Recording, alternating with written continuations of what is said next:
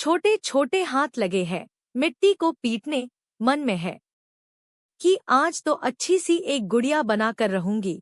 गुड़िया बहुत पसंद है। राधा को स्कूल के कपड़े अभी भी पहने हैं। दादा स्कूल से सीधा यहाँ लेकर ही आ जाते हैं। स्कूल के बाद यही दादा की सब्जी की टोकरियों के साथ बैठी रहती है। आते जाते लोगों को देखा करती है और अपनी गुड़िया बनाती रहती है। अभी कुछ दिनों से गुड़िया का भूत सवार है। दादाजी इसे जानबूझकर दूसरी गली से लेकर आते हैं। वहां एक नई मुसीबत है। एक नई दुकान खुली है, खिलौनों की। एक बार राधा ने वो देख ली। थोड़ी देर वही ढड़ी हो गई थी। आंखें बंद करने वाली गुड़िया आई है। वहां बोलो तो बात भी करती है, सुलाओ तो सो जाती है। तब से दादाजी ध्यान रखते हैं। उस गली से नहीं लेकर आते, दाम भी नहीं पूछा। आखिरकार राधा दादाजी से छिपकर खेलते खेलते उस गली में चली गई। मन में था कि उस गुड़िया को एक बार हाथ लगाकर देख लूं। जाकर उस दुकान के सामने खड़ी हो गई और गुड़िया को निहारने लगी। वह गुड़िया बहुत सुंदर थी, रंग बिरंगे कपड़े पहने हुए, और उसकी आंखों में चहक थी। राधा ने उसे कुछ देर तक देखा और फिर सीधे दुकान के अंदर चली गई। दुकान के मालिक अंकल ने उसे देखकर नजरें घुमा ली। उसकी आंखों में तिरस्कार और दया दोनों थे। वह चुपचाप बैठी रही और खिलौने को हाथ से छूने का मन ही मन सपना देखने लगी। आखिरकार राधा ने साहस जुटाया और दुकान वाले से बोला, अंकल, मुझे यह खिलौना चाहिए। दुकान वाले ने उसकी फटी हुई चप्पल देखकर उसे नजरअंदाज कर दिया और बोला, तुम्हारे जैसे बच्चों को ऐसे खिलौने नहीं मिलते, जाओ यहाँ से।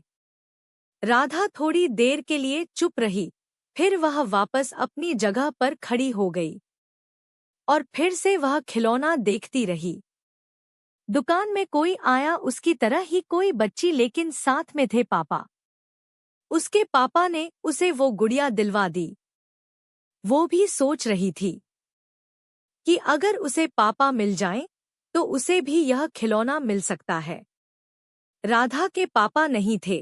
वो उन्हें और उसकी माँ को हादसे में खो चुकी थी और उसके दादा और दादा दादी ही उसका पालन पोषण करते थे।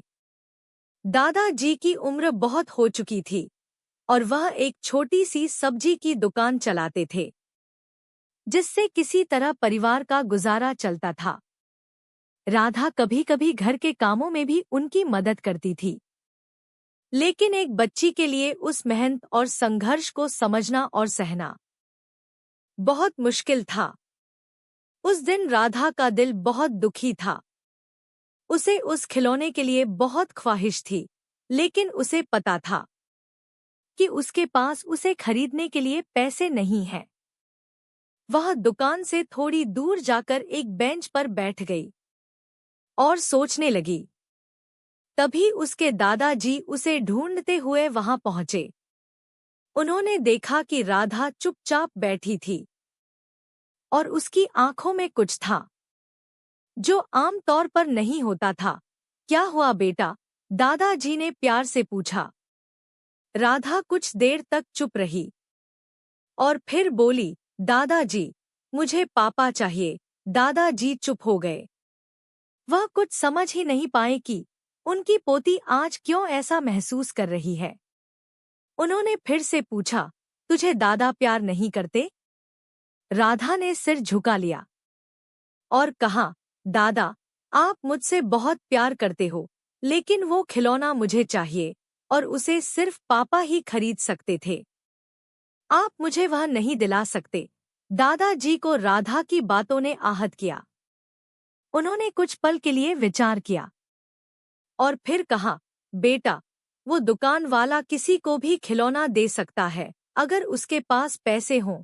राधा ने थोड़ा झिझकते हुए पूछा, तो फिर हमारे पास पैसे क्यों नहीं हैं, दादा? दादाजी की आंखों में एक गहरी उदासी और थकान थी।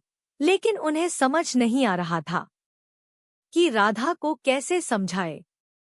दादाजी ने कहा कि अच्छा ठीक है, तू यही रुक में आया।